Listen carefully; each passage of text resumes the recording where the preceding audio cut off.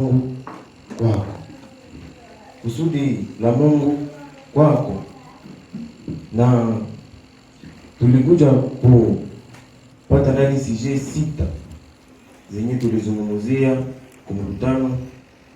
Tukaweza kuzungumzia sije ya kwanza yenyewe nasema mawazo ya mtu juu ya wokovu. Na ile somo tulisoma hapa mimi nawaza tumeelewa mawazo ya mtu ilikuwa namna gani na ilimpeleka wapi. Na vile vile tukisoma sije ya pili yenyewe nasema kazi ya mtu ndani ya wokovu inamtenga na ahadi ya Mungu. Tumesoma somo za mingi juu ya matendo, kazi ya mtu, tumejifunza juu ya neema. Ilikuwa sije nyingine. Tukajifunza somo ya tatu yenyewe nasema Mungu ameona, amesikia na anashuka. Inaonekana apre ile maisha Mungu akasikia, akaona na akashuka. Akashuka kufanya nini? Tukakuwa na sije ya tatu ya ine yenye tunaona kwamba Mungu alishuka kwa kuokoa, na mpango yenyewe alikuwa naye ilikuwa ni Pasaka, juu aanzishe safari ya wale ambao wameokoa kuelekea nchi. Na sije ya kufuata ilikuwa walioitwa walivikwa wingu batizo. Sije ya mwisho juu tukazungumzia leo yenyewe nasema juu ya Mungu akishuka analeta tumaini. Mungu ameshuka. Ndivyo sisi yenyewe wakati nilikuwa jifunza nilikia kuelewa kwamba hizi sije zote zinafuatana ndani ya njia ya maisha ya wokovu ya mwanadamu. Jinsi mtu alikuwa akapotea na pengine akakuwa na mawazo au akawa na pengine akawaza kutenda, lakini ile yote ilikuwa hatukuona ndani faida wakati tulisoma hizi somo. Na tukaona ya kwamba wakati Mungu alikuwa kwanza na mpango, Mungu kwanza alikuwa na mpango, wanasema kusudi la Mungu kwako. Pale tu kwenyewe tutaweza kuanzia juu ya ile kusudi. Mbele tuendele sijetu ya kusema juu ya Mungu akishuka analeta tumaini. Tutaipata na zisaidia na msomaji mwingine. Tukasoma ndani ya Kutoka sura 3 shairi ya 7 mpaka ya 9. Kutoka sura 3 shairi ya 7 mpaka ya 9.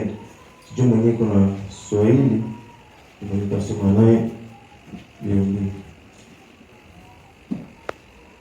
Kutoka sura 3 shairi ya 7 mpaka 9.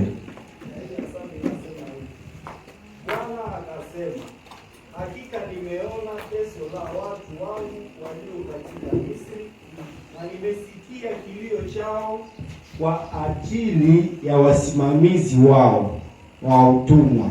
Maana ninajua mateso yao, na nimeshuka kuwaponyesha toka mikono ya Wamisri, na kuwapandisha toka nchi ile, hata nchi nzuri na kubwa, hata nchi inayojaa maziwa na asali, hata pahali pa Mkanana na Muhiti na Mwamori na Mperesi na Muhivi na Muyebusi.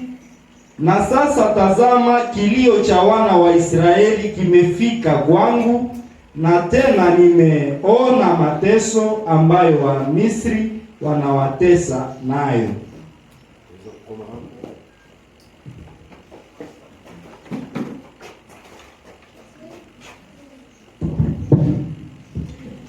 Mungu anasema na Musa, nimeona na nimesikia. Inaonekana kuna vitu ambavyo vilikuwa vinapitikana kwa taifa la Mungu. Na wanasema Mungu kenye aliona kwanza na kenye alisikia, aliona mateso na vile vile akasikia kilio. Watu walitumika na vile vile watu walilia na masumbuko kuonekana. Mungu akasema na Musa, nimeona na nimesikia. Na sasa anasema na nimeshuka. Ndani ya kushuka kwa Mungu mulionekana makusudi yenyewe. Anasema wakati akikwisha kuona na kusikia, anashuka na kusudi. Ile kusudi anasema ni kuokoa, na vile vile anasema walitumikisha ile verse ile nefu ndio tusomee. Alitumikisha tena, anasema kuwatosha. Kuwatosha. Vile vile alionyesha kwamba kusudi kwanza anakuja kuokoa. Vile vile kusudi lingine ni kuhamisha, anatosha watu ndani ya mahali fulani kuwapeleka ndani ya nchi. Na ile nchi anasema ni nchi nzuri. Tena anasema mahali pazuri penye asali, maziwa, vitu vizuri vizuri, ndio nimezungumzia pale. Na kama Mungu anakuwa na kusudi ya kutosha watu, vile vile ana kusudi ya kuokoa. Hii ndio yenye inaweza kufunulia mtu na kumuleta mtu kuelewa ya kwamba kuna kitu kingine ambacho tunatarajia. Na vile vile nitaweza kujisaidia na kitabu cha Ezekiel. Walisema tusizungumzie vitabu ya wanabii sana, lakini niliona mko kitu kenye kilinibariki, tutazungumzia vile vile. Ezekiel sura yake ya makumi tatu na saba, tuanza kwa shairi la 11 shairi na mpaka shairi la 14. Mungu pale anazungumza na Yeremia, anasema Ezekiel sura 37 shairi la 7, shairi la 7 la 11, shairi la 11 mpaka 14. Halafu akaniambia, mwana wa watu, mifupa hii ni nyumba nzima ya Israeli.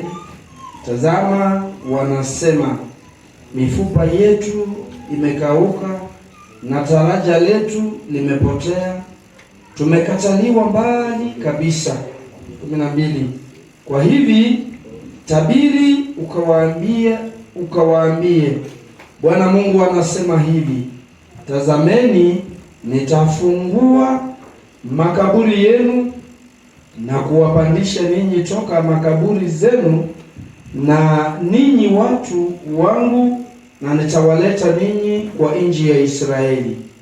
Na mtajua ya kama mimi ni Bwana, wakati nitakapokwisha kufungua makaburi yenu na kuwapandisha ninyi toka makaburi yenu, watu wangu. 14. Na nitaweka roho yangu ndani yenu na mtaishi, na nitawaweka ninyi katika nchi yenu wenyewe, na mtajua ya kama mimi Bwana niliyesema na kufanya, Bwana anasema. Asante. Mungu anasema na Ezekieli, anasema tazama, hii ni nyumba nzima ya wana wa Israeli. Hii ni nyumba nzima, taifa la Israeli yenyewe imeonekana machoni pangu kufananishwa na mifupa yenyewe inakauka, haina uzima ndani yake, na wala haina hata taraja fulani. Na wakati alimfunulia ono hii, alikuya akamchukua, anasema alimleta pahali penye bonde yenye ilikuwa inajaa mifupa yenye ilikuwa inakauka, na tena imeachana, imetengana, yote imekatika. Lakini Mungu wakati analeta Ezekiel, anamwambia kwamba mifupa hii yenye unaona hapa, eske inaweza kuishi? Mungu wakati anauliza swali kama hii Ezekieli akaweza kujibu, anasema wewe Bwana unajua.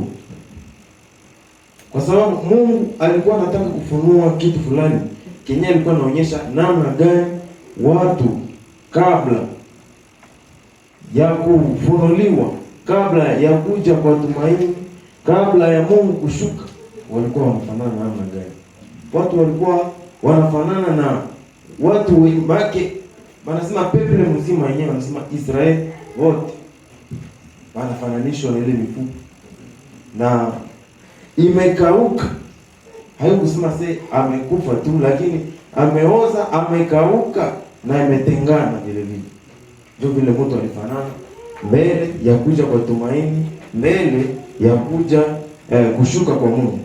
Na anasema sasa kenye kinaweza kurudisha uhai, kurudisha uzima kwa mifupa hii ambayo Ezekieli unaitazama, ni neno yenye unataka kutabiri sasa kwa ajili ya mifupa hii. Uambii kusudi ya Mungu. Mungu anasema nitaleta, nitafanya. Utatusomea pale kuanzia munani, ile sura ya 7 tu, ile sura ya 37 utatuanzia munani, verse ya 8. Nasema hivi: nikaangalia na tazama, mishipa ilikuwa juu yao. Utaanza nyuma kidogo, utano kusenge. Okay, shairi la 5. Bwana Mungu anasema hivi kwa mifupa hii: tazameni, nitafanya pumzi kuingia ndani yenu na mtaishi, na nitaweka mishipa juu yenu na kuleta nyama juu yenu na kuwafunika ninyi na ngozi na kutia pumzi ndani yenu na mtaishi, na mtajua ya kama mimi ni Bwana. 7. Basi nilitabiri sawasawa nilivyoagizwa, na wakati nilipotabiri ilikuwa sauti, na tazama tetemeko la nchi, mifupa ikakaribiana mfupa kwa mfupa wake. Nikaangalia na tazama, mishipa ilikuwa juu yao, nyama ikatokea na ngozi iliifunika, lakini pumzi haikuwa ndani yao. Utakoma hapo. Vile vile Bwana Mungu anasema nini? Tazama kila kitu kenye anafadhanisha pale, anasema nitafanya hiki na nitafanya na hiki ndani ya kusudi lake. Anaendelea kuonyesha kwa mifupa ambayo taifa ya Israeli yenyewe, anasema gisi kabla ya kuja kwa tumaini, Mungu anaambia Ezekieli tabiri, ukiwaambia kwamba mimi Bwana ninasema nitafanya. Utabiri yenyewe kunazungumzia, anasema juu ya kazi yake yenye Mungu alikuwa anaandaa ndani ya kusudi yake juu ya taifa la Israeli. Anasema mimi Mungu nitafanya mifupa hii kuishi. Anasema etape za mingi zenyewe, anasema taleta ngozi, takusanya kwanza mifupa, kila mfupa kwa mfupa wake. Wanasema wakati Ezekieli alitabiri, akafundisha neno ile yenye Mungu iko na tabiri juu yake, wanasema mifupa ilionekana. Muone realite hakukuwa mifupa, ilikuwa wao wenye Mungu anamuonyesha, ilikuwa watu wenye wiko vivant yenyewe tutaona, anasema watu wao. Lakini wakati Mungu anaonyesha Ezekieli, anasema unaona kule huko nini? Ezekieli mmoja wenyewe Mungu amempatia, anasema mimi naona mifupa. Na Mungu anasema sasa ile mifupa niko nayo mpango mzuri. Nitaleta ngozi, nitaleta mfupa kwa mfupa wake, nitakusanya na vile vile anasema na atawaleta kwenye nchi. Vile vile ataweza kuokoa. Hapo iko nazungumzia njia ya kuokoa. Hapo iko nazungumzia utabiri juu ya kwanza kutosha mtu kule kwenye alikuwa iko kushuka kwa Mungu juu ya wokovu. Mungu anatabiri jinsi mtu alifanana, kitu gani yenye tamotosha kule kwenye alikuwa amefanania kumuleta mahali kwanza kwenye Mungu anapenda. Anasema kitu hiki ni mimi nitafanya, ni mimi nitaleta, ni mimi nitakusanya na nitasimamisha. Ndani ya mashairi yetu tulianzia kusoma ya kuanzia pale ku11 kuendelea mpaka pale 14 inazungumzia vile vile kuhamishwa nyuma ya kusimamishwa, kutosha watu mahali walipokuwa, kuwaleta mahali pa Mungu. Anasema vile vile kuna deuxième partie yenyewe nasema utatusomea tena ile 11 a 14 shairi la 11. Halafu akaniambia, mwana wa watu, mifupa hii ni nyumba nzima ya Israeli. Tazama, wanasema mifupa yetu imekauka na taraja yetu imepotea, tumekatiwa mbali kabisa. Kwa hivi tabiri ukawa, Bwana Mungu anasema hivi, tazameni, nitafungua makaburi yenu na kuwapandisha ninyi toka makaburi yenu, ninyi watu wangu, na nitawaleta ninyi katika nchi ya Israeli. Utakoma hapo kunakuwa utabiri ya pili yenye Mungu anazungumza tena, nasema nikikwisha kuwafanya nini? Kuwasimamisha na kuwatoa kule kwenye mlikuwa, kule kwenye Mungu, nitaleta vile vile analeta tena neno ya pili ya kusema nitawahamisha na nitawatosha kuwapeleka ninyi katika nchi. Maana ya kwanza Mungu anakuwa na kusudi ya kwanza kukusanya, anafanya nini? Anaunganisha na anasimamisha, anaokoa. Ya pili vile vile analeta mtu kumutoa katika nchi yenyewe alikuwa ndani, kumpeleka ndani ya nchi nyingine.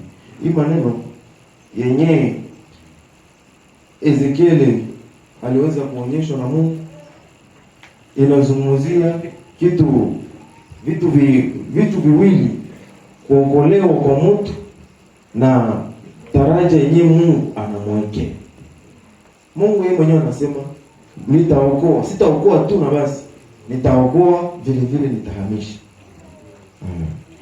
Na tukiendelea tunajiuliza, mbona tumesoma Kutoka inasema juu ya wana wa Israeli, taifa langu wana wa Israeli, na sasa tena tumesoma ndani ya Ezekiel tena Mungu anasema taifa Israeli.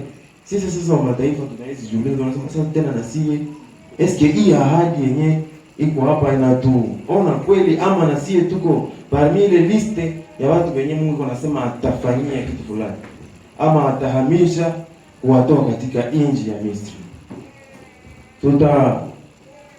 Tutasoma hii yenyewe tatuonyesha kwamba sisi mataifa, kama Mungu alitoa hizo ahadi zote na iko natoa mfano kwa taifa lake Israeli, lakini sasa sisi wa mataifa na sisi tunaweza kuuliza, tuna participate hii process ya Mungu, hii makusudi ya Mungu yenye aliweka juu ya watu. Tutasoma ndani ya kitabu ya Waefeso sura 2 shairi ya 11 na 13. Waefeso sura 2 11 shairi la 11 fika 13. Efeso sura 2 shairi la 11. Kwa ajili ya maneno haya mkumbuke ya kwamba zamani ninyi watu wa mataifa kwa maneno ya mwili, mnaoitwa wasiotahiriwa na wale waliotahiriwa tohara katika mwili iliyofanyika kwa mikono, kwamba kwa wakati ule mlikuwa mbali na Kristo, mmetengwa mbali na jamaa ya Israeli na wageni kwa maagano ya ahadi, mulikuwa hamuna tumaini wala Mungu duniani. Lakini sasa katika Kristo Yesu, ninyi mliokuwa mbali zamani, mumekuwa karibu kwa damu ya Yesu. Tunasema asante kwa usomi na Waefeso, kitabu hiki cha Efeso. Mungu anaendelea kutuonyesha ndani ya kinywa cha Paulo, anasema nyinyi mataifa, sisi wa mataifa, kama Mungu amezungumzia mifano hii yote juu ya wokovu na ahadi na kusudi yake, sisi tumeonekana mu makusudi hii namna gani? Na anazungumza ndani ya kitabu, anasema kwanza na sisi vile vile tulifanana sawa gisi na Mungu alikuwa anaestimate na kukalifie wana wa Israeli mbele ya kushuka kwa Mungu. Vile vile gisi wana wa Israeli walikuwa wanafanana, walionekana machoni pa Mungu, ndio vile na mataifa vile vile ilikuwa inaonekana gisi ni watu wenye walitembea kila siku mkuasi Mungu na kuendelea kushindwa ndani ya mapenzi yenyewe Mungu alikuwa anahitaji. Lakini Paulo anaendelea kutuonyesha kwamba sisi wenyewe si ya mataifa wenyewe hatukukuwa ile list, hata hatukukuwa mwizi mifano zenyewe tumezungumzia hapa, wakati Mungu anasema nimeona, nimesikia na nimeshuka. Tumehusishwa ama tumekuwa participant a partir ya nini? Ya kazi ya Kristo. Pasaka ilikuwa sijeni juu tunaanzia nyuma, kama wenyewe walisoma somo ya Pasaka kumkutano, wanaelewa kama Pasaka ilikuwa na zungumuza namna gani na ilikuwa na faida gani ndani ya prosesi ya wokovu. Na Mungu wakati anasema kwa njia ya Kristo nyie wa mataifa wenyewe hamkuwa watu ndani ya hii ahadi, hamkuwa kulisti, lakini mumeingizwa, mnakuwa wageni. Kwa nini? Kwa ile ahadi. Sisi vile vile wa mataifa, ile ahadi kama inazungumuza nitahamisha, nitawaleta katika nchi, tuna participate a partir ya kazi ya Kristo. Kama Kristo amekufa, amemwaga damu yake, wanasema kwa damu yake vile vile sisi tumeingizwa ndani ya ile processes. Wakati tutakuwa tunazungumza Mungu ameshuka, ameona, na tuko nasoma wana wa Israeli, na tutakuwa tunajua kwamba na sisi vile vile ile ahadi na ile neno, ile mpango ya Mungu iko kwetu vile vile. Kwa sababu hata ukisema juu ya wana wa Israeli, ile neno yenyewe Mungu alikuwa anasema ile siku haikuwa vile vya Misri wenyewe na watosha Misri tu. Alikuwa anazungumza juu ya kitu cha kabambi kenye kinakia siku zenyewe zinakuja. Ile yote ilikuwa tu ni unabii na utabiri kwa kazi yenyewe Mungu anakia fanya juu ya wanadamu. Na vile vile tumaini hii yenyewe watu wanapewa, tumaini yenyewe tunapokea sisi wa mataifa na wana wa Israeli kwa njia mwelelea ile yenyewe Mungu alisikia, akaona kwanza na akashuka pamoja na nini? Na tumaini. Tumaini hii tunaini sisi kwa mataifa, sisi tumesema tunahusishwa kwa njia ya kazi ya Kristo, na ilikuwa ni ahadi yenye Mungu alitoa tangu mbele. Na tutasoma ndani ya kitabu cha Waroma sura ya 5 shairi ya kwanza na ya 5. Waroma sura 5 shairi ya kwanza na ya 5. Shairi la kwanza mpaka 5. Waroma sura 5 shairi la kwanza. Basi tukikwisha kuhesabiwa haki kwa njia ya imani, tuna salama kwa Mungu kwa njia ya Bwana wetu Yesu Kristo. Kwa yeye vile vile tumepata njia ya imani kufikia neema hii tunayosimama ndani yake, na tunafurahi katika tumaini la utukufu wa Mungu. Wala si hivyo tu, lakini tunafurahi katika mateso vile vile, tukijua ya kwamba mateso yanafanya saburi, na saburi inafanya uvumilivu, na uvumilivu unafanya tumaini, na tumaini halipatizi haya, kwa sababu mapendo ya Mungu yamemimiwa ndani ya mioyo yetu kwa njia ya Roho Mtakatifu tuliyepewa sisi. Asante Bosomi. Wanasema tukikwisha kuhesabiwa haki kwa njia ya imani, tuna salama kwa Mungu. Kwanza jinsi Mungu alitazama mtu kwa kazi yake, kwa njia ya imani, kwa kazi ya Kristo tumehesabiwa haki, na wanasema hii ni kwa damu ya Yesu Kristo. Apre kuokolewa, apre kusikia ile habari juu ya wokovu, wanasema tunafurahi kwanza katika tumaini. Wao hapa anazungumza, anaonyesha kwamba apre kuokolewa directement tumaini inaonekana. Watu wenyewe walikuwa wana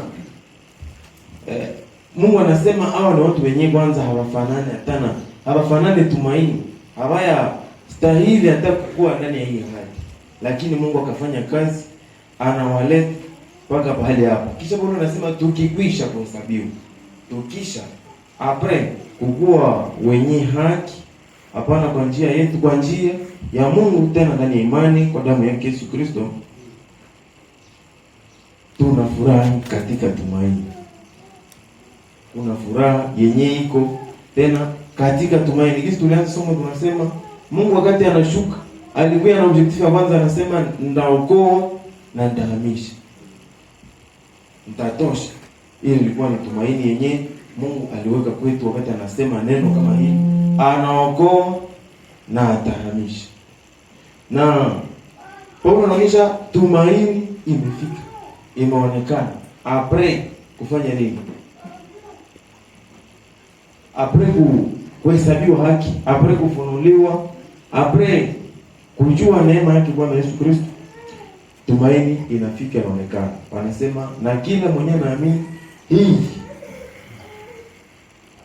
kama amejua kama kuna neno la Mungu juu ya daraja au muji, anafurahi katika tumaini. Vile vile anaendelea kuonyesha hata katika mateso anafurahi. Tasoma mtu akikwisha kupokea kuhesabiwa haki, anafurahi katika tumaini vile vile. Wala sio tu, lakini tunafurahi katika mateso vile vile, tukijua ya kwamba mateso yanafanya saburi, na saburi inafanya uvumilivu, na uvumilivu unafanya tumaini. Hapa wanaendelea kutuonyesha katika kuokolewa tunafurahi katika tumaini vile vile. Hata wakati yenyewe kunafika mateso tunafurahi, kwa sababu mateso hii inatupeleka kutazama ile neno ya tumaini yenyewe Mungu alifunua kwetu. Ndio maana wanasema mateso inakuwa na faida ya kufanya nini? Ya kutuleta hapa. Ni wanaona la lumiere senye mko na nyimbo majorite ya umo tumekuwa na tuko na ima, tunasema maisha yenyewe tunaishi hapa chini ya jua ni maisha yaliyo katika vita kali. Kuko wakati mbili ya mateso vile vile ya furaha. Tumekuwa tuko naimba, maana inamaanisha kwamba watu wanaishi katika mateso. Watu wanapitia vipindi mbalimbali vyenye vinawatesa, na wokovu na haki na imehesabiliwa kwao. Lakini tumaini kwa mtu ile inakuwa furaha kwake. Wakati mtu anaweza kuwa amefunuliwa wokovu, amefunuliwa neema, lakini Mungu aliona inafaa kuwe tumaini yenye inakuwa faraja tena kwa nani? Kwa wale wenyewe wameamini katika vipindi vyote vyenye wataweza kupitia hapa chini ya jua. Na shairi hili nasema, na saburi inafanya uvumilivu, na uvumilivu unafanya tumaini, na tumaini haipatizi haya, kwa sababu mapendo ya Mungu yamemiminiwa ndani ya mioyo yetu kwa njia ya Roho Mtakatifu tuliopewa sisi. Anasema kama Paulo yeye anashuhudia neno hili ya kusema tumaini wala hata si haiwezi kubatiza haya, hii tumaini ambayo Mungu amefunua kwetu. Anasema kwa sababu kwanza ndani yake muna Roho yenyewe imemfunulia ile mapendo ya kwanza yenyewe Mungu anafanya kazi. Mungu anafanya kazi ile mapendo. Wakati Paulo anahesabia na Yona jinsi ilikuwa mapendo yapata, anasema na jambo hili la tumaini ni kweli na halitatupatisha haya hata siku moja.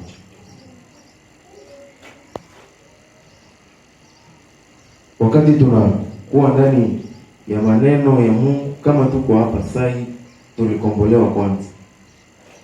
Si ingekuwa ni kukombolewa na tunabinishia pale, hatungekuwa hata tuko hapa tena. Sisi tumejua tushamaliza kukombolewa, etape zote zimeishi. Lakini ndani après kuokolewa kuna vile vile uhamisho. Ndio maana utaona nyewe wote mko hapa. Ndio mnajua kusi siku moja tutahamishwa. Na ndio kweli ile nyimbo ile anasema kwa kutazama mapendo yenyewe Mungu alifanya kazi kwa kutuokoa. Ile inafanya nini? Inatuleta kutazama ya kwamba tumaini yetu ni kweli na amini. Tutaona yenyewe na shuhudia ile ndani ya kitabu cha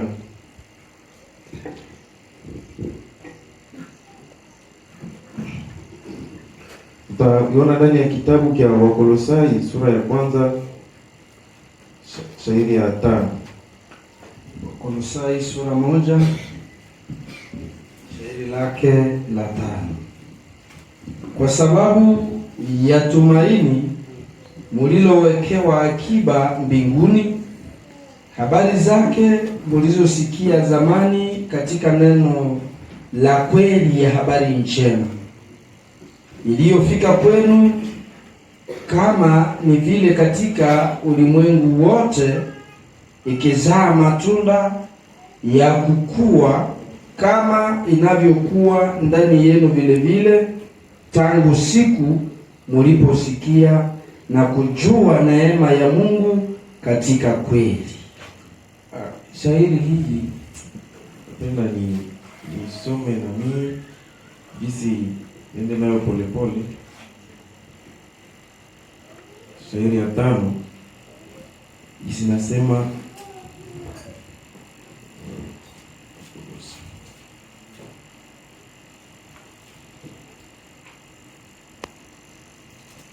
nasema kwa sababu ya tumaini mliowekewa akiba mbinguni. Kwa sababu ya tumaini mliowekewa akiba mbinguni, habari zake mlizosikia zamani katika neno la kweli ya habari njema. Habari ya tumaini haikuachana na habari njema. Kama kumefika habari njema na tumaini inafika. Kama tunasema tumeokolewa kwa neema na habari njema hii vile vile inashindikizana pamoja na tumaini. Ndio. Anasema mliosikia. Watu petete walisikia kama Mungu wakati ameona ameshuka. Anashuka mafasi gani? Ama tumaini, Mungu akishuka analeta tumaini.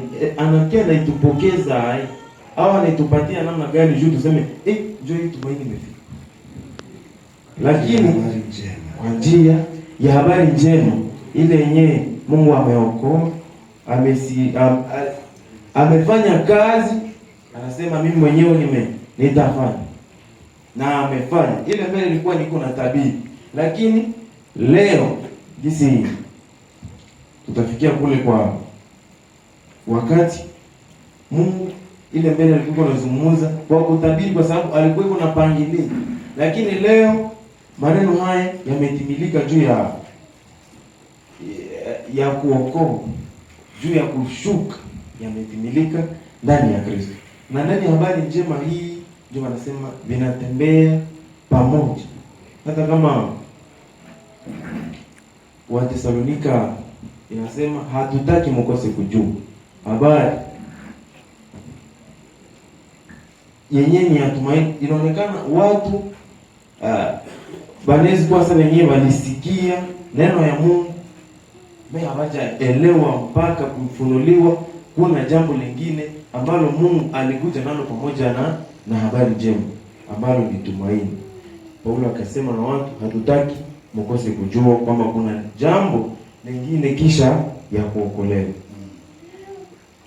Na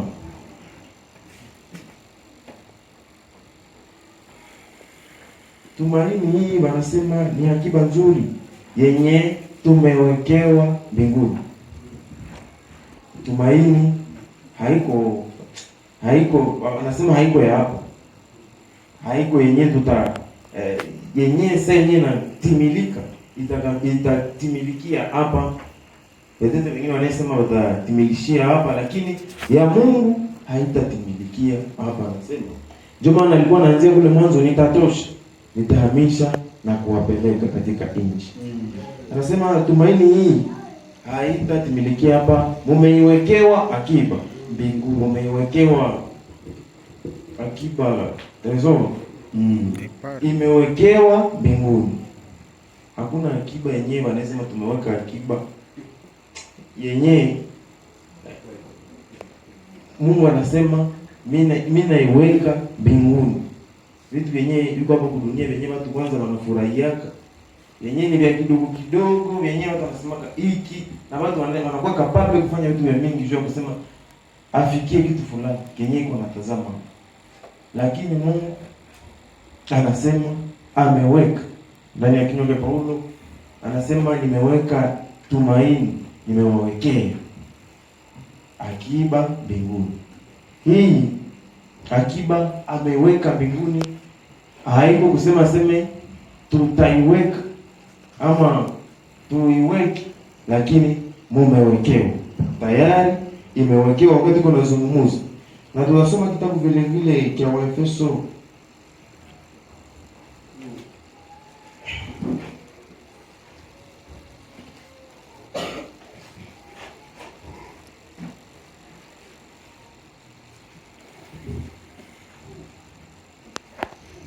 soma, lakini mashairi nasema juu ya Kristo wakati anataka kuondoka, anasema nyumbani mwa Baba muna makao mengi, kama sivyo Yohana sura 14. Inasema nyumbani mwa Baba muna makao mengi, kama sivyo ningewaambia ninyi ninakwenda kuwaandalia. Wako interprete mabiblia petete walishaka interprete za mingi, washaka ongezea mambo mengine, mashairi mengine shakuwa wanaigeuza mshamba lakini Mungu wakati anasema ninakwenda kuandalia makao ninyi mbinguni, wanatumikisha ile shairi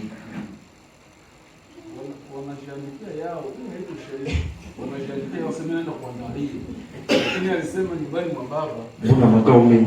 Tokea kwenye tumetokea, Mungu anaonyesha kwamba ametayarisha nchi. Lakini shairi yenyewe anatosha ndani ya Kristo utakuya. Anatukutana tungali hai, ndio tunaenda pamoja naye. Kuna wakati mbili, ya kwanza, kuna wakati vile vile ya tatu. Kuna wakati yenyewe ilikuwa wakati ya sasa na wakati ya kuja. Wakati yenyewe ilikuwa inaanza wakati yenyewe ulimwengu unaanza mpaka Kristo anapokuja. Na pale wakati ya pili vile vile inaanza wakati wa sasa yenyewe Kristo ameshuka, akakufa, akafufuka, tena akapanda na amekwisha kuokoa. Tena ile wakati ya sasa ndio yetu kwamo mpaka leo, kuanzia wakati Kristo aliposhuka tuko wakati wa sasa. Alafu kuna maneno vile vile ya wakati unaokuja. Ndani ya maneno yaliyopita, hapana ya sasa. Tumezungumza juu yake, namna watu vile walivyokuwa na kufanana asentezi, na vile vile wakati wa sasa tumeona tunafanana na nini na nini yenyewe natupeleka ndani ya maneno ambayo yanakuja tu. Watu waliweza kuzania kwamba tumaini wakati itafika, wakati Kristo anapokuja atakutana walio hai tu ndio wenye atachukua, lakini Paulo akapenda kufunua tena neno lingine, akionyesha kwamba hata waliolala katika Bwana vile vile tumaini hii haikufi. Tumaini hii iko vile vile inaendelea siku mpaka Kristo atakapokuja na tukutane naye. Tutapata hii ndani ya kitabu cha Watesalonika, ndani ya kitabu cha Watesalonika sura 4 shairi ya 13 mpaka kuya sura 4. Watesalonika wa kwanza sura 4 shairi la 13. Lakini ndugu, hatutaki msijue habari za watu wanaolala, msihuzunike kama wengine wasio na matumaini, kwa sababu tukiamini ya kama Yesu alikufa na kufufuka, vivyo wao wanaolala katika Yesu Mungu atawaleta pamoja naye. Tutakoma kwanza hapo. Kama Paulo analeta neno hili kwa kanisa wa Tesalonika, anasema hatutaki mkose kujua. Watu wamesikia maneno ya habari njema na tumaini limefika, lakini wakaweza kuzani ya kwamba tumaini ni wakati yenyewe viko tu viva. Sasa yenyewe bangali wanaishi hapa kudunia, njoo wakati Kristo atakuja wanafanya nini? Wanasikia ama wanajua kwamba Kristo imefika, ni saa ya kwenda, au njoo tutanyakuliwa tukisha lala na vimeisha. Lakini Paulo amesema hatutaki sasa mubakie bila kujua ya kwamba jinsi mumesikia ya kwamba kuna tumaini kuja kwake Bwana kuchukua kanisa, na mko viva ama mumelala, ile yote hakuna kitu kenye kinaweza kuzuia tumaini. Waliolala katika tumaini hii inawaweka wazima, na tumaini hii haitawaacha kule kwenye viko juu. Tumaini yenyewe Mungu aliweka kwetu, anasema alifanyia kazi kwa njia ya habari njema katika Kristo. Mungu akatumika pamoja na Kristo, akaweza itaweni, anasema alimuumba Kristo vile vile akamfufua vile vile. Na tumaini kisa likia na kusudi mbili. Ya kwanza anaokoa, anahamisha. Vile vile ile nguvu yenyewe ilifufua Kristo na iliweza hata kama alikufa akaokoa, Mungu akamfufua. Ile force, ile nguvu anaiweka vile tena kwa tumaini yenyewe tuko nayo vile vile gisi aliweza kumfufua Kristo, na sisi vile vile na kamunyakuwa na kanisa litanyakuliwa. Na ile nguvu yenyewe Mungu aliweza kutumikisha kwa kazi ya Kristo ya habari njema yenyewe ilitusimamisha na kutuokoa. Ile nguvu inatumika ndani ya jambo hili la pili ambalo ni tumaini. Kwa waliolala, kwa walio hai, jambo la tumaini hili linawahusu na wataweza kushiriki taraja hii ambao walitumainia wakalala na wanatumaini. Na shahidi ya kuendelea nasema, kwa sababu tukiamini ya kama Yesu alikufa na kufufuka, hivyo wao waliolala katika Yesu Mungu atawaleta pamoja naye. kwa sababu tunawaambia ninyi hili kwa neno la Bwana, ya kwamba sisi tulio hai na wenye kubaki hata wakati wa kuja kwake Bwana, hatutawatangulia wao wanaolala. Hapa inaonekana tena kama watu waliweza kuzania kwamba wakakufa tumaini imeishi au vimeishia pale. Sasa hapo Paulo ndio kutuonyesha kwamba viko tena na avantage. Jua ndio wenyewe watakuwa watakwanza ndio watangulia. Wenyewe wanalala. Anaweza fika leo wenyewe wamelala, wanalamuka, watasikia wa kwanza na wanaamka. Sisi wenyewe tuko hai, wanasema tutabadilishwa. Vile vile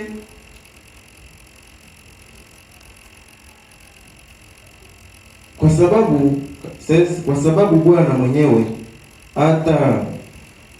atashuka toka mbinguni na sauti kubwa na sauti ya malaika mkubwa na pamoja na baragumu ya Mungu, nao waliokufa katika Kristo watafufuliwa kwanza.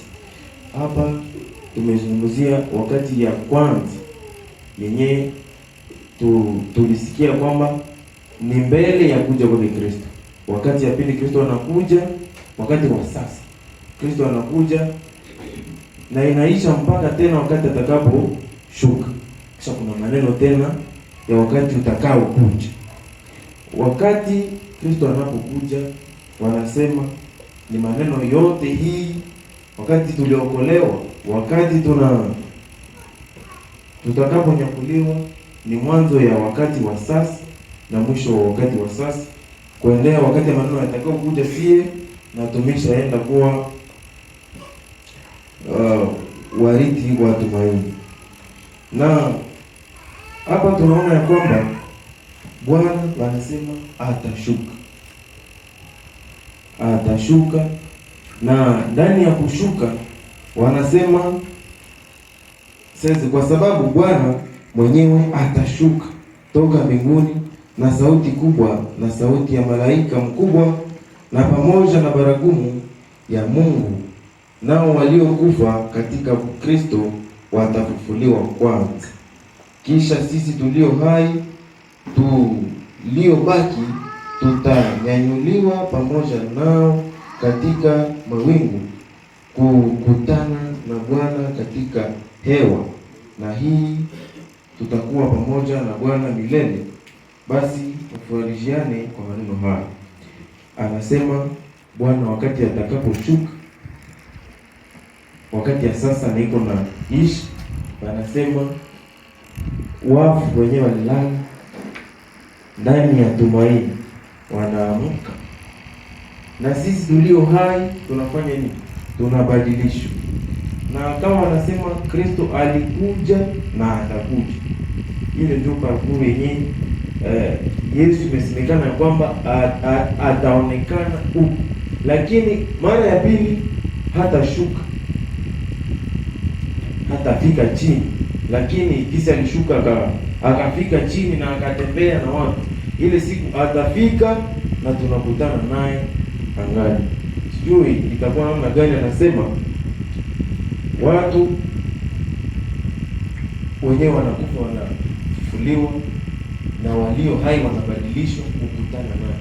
Donc kama tutakutana naye muhewa, kisa anasema angani, ni Mungu mwenyewe anajua itakuwa namna gani wakati yenyewe anasema yeye atashuka na anaishia mwanga, na sisi wenyewe tulio hai na walio lala ndani ya tumaini wanakutana naye angani.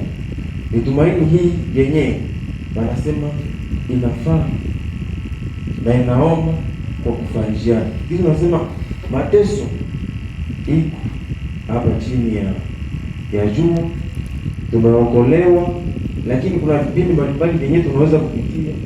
Paulo akasema neno hili la tumaini ni neno njema kwa kufarijiana nalo, kwa sababu ni kweli naamini wakati yenyewe Bwana anasema siku yenyewe itakuwa ya kuona kila parkuru yenyewe ulipitia. Anasema makovu zenye watu waliweza kuishi hapo dunia wamesahau, wamekumbuka, lakini Mungu anasema angali atapangusa na hata watu watasahau ile yenyewe walipitia. Kifo imekuwa kitu yenyewe watu wamesumbuka, watu wanaliaka omwe parma, mtu hawezi kosa kwenda kukilia. Lakini hii maneno yote inakuwa ni parmi ile mateso. Hizi tulisoma ndani ya kitabu cha Waroma sura 5, wanasema mateso inatuleta kwa kutumainia sana na kutumaini. Hakutakuwa tena bezo ya mateso, juu tumaini itakuwa imefanya nini? Imetimilika. Ilikuwa nakumbuka nyimbo moja hivi ya watu ya Butembo balimbaka mkinande, wanasema kulikuwa Munyerere yenyewe ilikuwa na kiake inakula kuku za mzee. Kila siku inakula kuku mzee, kila siku anasema alikuwa na mateso, alisumbuka. Wenyewe bashafuga kuku wanajua senye kuku na kufaka atoko na makuta mbona sikienda tu. Hii kuku imepotea bure, alikuwa anajua itafanya kitu fulani. Wanasema kila siku kuku moja umwe mbili zilikuwa zinakufaka. Nyerere nakuya anasema hapa kuku ifo iende ni yenda kulia kwanza leo. Lakini wanasema kijana wa mzee alikuya siku moja akasema, mzee akamwambia kuku zangu zinaisha, maana hapa kwenye tuko ushakafikiwa vifo vya makuku kila siku makuku. Maana hakuna kinyemi niko nafanya hapa ndani ya ufuku yenyewe niko nafanya. Wanasema wakati kijana alikuja, yeye mwenyewe alikuwa anajua njia. Yeye alikuwa anajua, Mungu anamwambia sema baba yake anamwambia hapa juu kwenye nani inatokea na inakina makuku. Lakini yeye mwenyewe alikuwa na mtego. Wanasema alitega mtego pale kwenye natokea kila siku. Huko haingeweza kufanya kitu. Sema ndajisove contre. Au zijikaze ziue nazo ile nyama. Ilikuwa ni nyama ya nguvu kuzishinda. Lakini mwenye kijana wakati anatega mtego, wanasema Munyerere ilifika ikaingia ndani ya mtego na ikabana na ikakufa. Yenyewe ilikuwa inatatiza kila siku makuku, kilio kwa mzee kila siku, wanasema iliishi. Wakati alichukua ile Munyerere anasema njoo hii yenyewe ilikuwa iko na nisumbua, kumbe wanasema mfuraha kubwa sana alikamata akaitupia tena kwenye makuku. Kuku hazo zinawezi kimbia, zinasema tena njoo. Lakini yeye mwenye kuku anasema hapa hii haiwezi kula hapa tena. Juu ya nini? Hii yenyewe ilikuwa naua kifo. Nimefanya nini? Kimaishi. Hii kama tunakuwa na vilio kila siku, tuna wengine wanaenda wenyewe tulikuwa nao, wenyewe tulikuwa na zoea hapo sana. Ile yote iko na wakati yenyewe, wakati hii tumaini inafika. Tunajua kwamba siku inakuja yenyewe kifo inakwisha. Watu wanalala, wataamuka, nitakuwa mwanzo ya mwisho ya kifo tena, kusikia sema mtu amelala, ameingia tena ndani ya kaburi. Na hii msenteze ya somo yetu yote tunaendelea kuona ndani yake mtu alifanana namna gani, tumaini ikashuka pamoja na wokovu. ambao Mungu aliweka kwa ndani ya kazi zake kwa ajili yetu, na tumaini hii inatupeleka kuifikia na kuifikia ile yenyewe ilikuwa wanasema ni kusudi ya Mungu. Kusudi ya Mungu gizi lianza haiishi. Kusudi ya Mungu ingali inaendelea mpaka siku ile yenyewe atashuka tena na kuchukua kanisa. Kanisa yenyewe yeye peke wanasema wanilinganisha na bibi harusi. Kanisa yeye peke alinunua, yenyewe hakuna mwenyewe anasema seme naye amejileta. Ndio maana wakati tunasema Kristo atakuja, anafikia angani, anaishia pale, mwenyewe hana tumaini, hajui ya kwamba siku fulani kunaweza kuwa kitu fulani, hajui kwamba kuna taraja ingine wenyewe watakatifu wanatarajia. Hata wakati baragumu inaweza kupika ya kuwaita watakatifu, anapaswa kujua ni ya nini hii.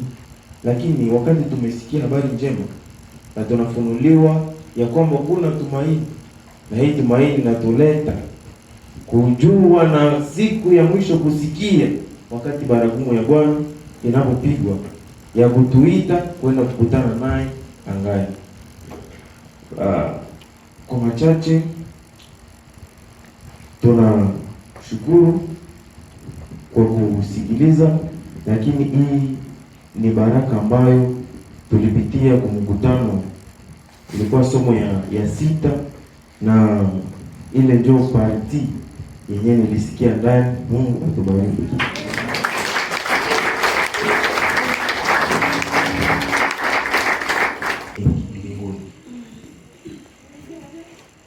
Kisha amesema ni akiba nzuri ndani ya utabiri wa Ezekieli anasema mahali pazuri pasalama. Ndani ya Kutoka anasema mahali penye furaha, maziwa, vile vile asali. Hivi vitu yenjo unajua kama vinamaanisha nini wakati ni mbinguni. Wakati Mungu alisema maziwa yako, hakusema utumane kwa sanfrata wa ndio maziwa kuliko na yeye au asali. Kama watakula kwali, hakuwaambia mpaka mtakuwa njala, kila mtu tayarishe kwa hakuna. Lakini wale wanatuambia sema tayari anasema maziwa iko hapo na asali. Maana haiko nyinyi mtachunga mangombe juu maziwa iko hapo. Lakini maziwa iko hapo na asali. Ni inji yenyewe